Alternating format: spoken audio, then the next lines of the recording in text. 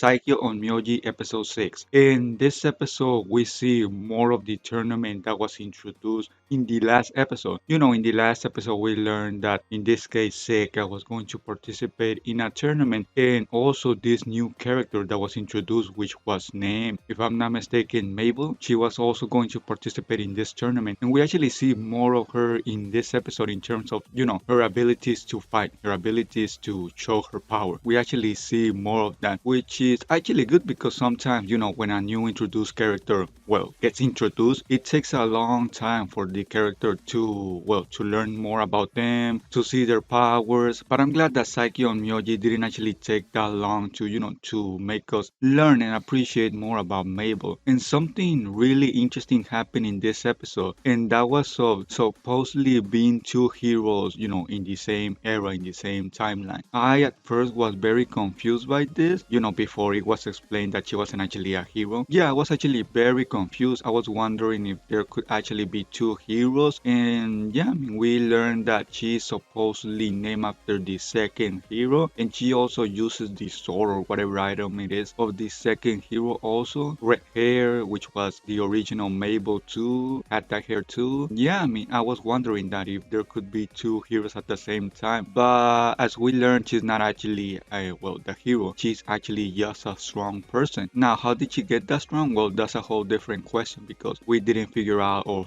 found out in this episode either. But maybe in the next episode or a couple of next episodes we will find out. But yeah, she's being called the hero because of some confusion that is happening right now. In part, it is because of the school. I mean, the school is using her to basically cover up for the real hero, which is Amu. The school is doing that, like I said already, to cover her up because they don't want the demons and all the bad people to attack Amu. When you think about it, it is actually a really, I guess you can say, bad thing to do, a really not ethical thing to do because, I mean, they're using her as a shield, basically. And the second reason why there is also confusion of her being the hero is because when the attack to the school happened, Seika was there to defeat the demon. In this case, I think it was the metal demon or something like that. Yeah, he didn't get to do his job correctly. I mean, the demon, the devil. So he couldn't basically gather enough information to say who the hero was. And because Seka killed him, and because Seka also killed the teacher, that was actually an informant, a spy, and also now killed another informant. Well, I guess you can say the higher ups don't have enough information to know who really is the hero and who really is not. And yeah, that is why she's being targeted at the tournament. So yeah, Seka was there to defeat another person. We actually see more of his sadistic side because he actually, when he interrogated the spy, the informant, he actually,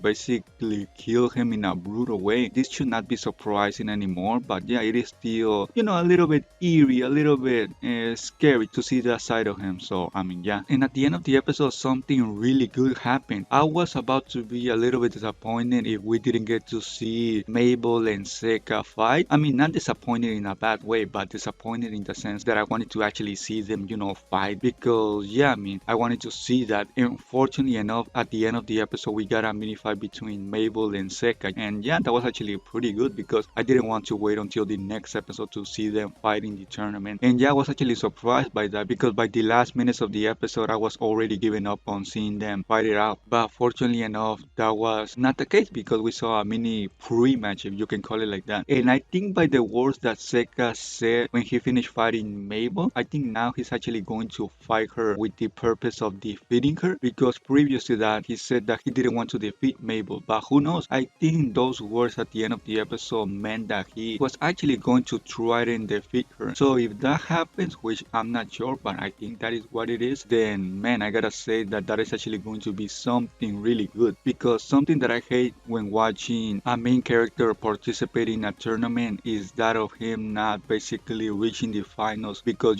he gave up or he didn't want to show his true powers, which in a sense that is actually what is going to happen with Seka in the tournament, but not to the full extent that one may think because I actually think he's going to demonstrate a little bit more of his powers and pass to the finals. And also something very important that not many people may have put attention into is that of Amu basically indirectly saying that she knows that that Seika is actually really strong because we see her have some lines in this episode sort of insinuating that, she knew that Seika was hiding his powers or something like that. So yeah, that was actually interesting. But yeah, that is everything that I wanted to say about the episode. So yeah, I hope you enjoyed my review, and I guess I'll see you all in the next episode review.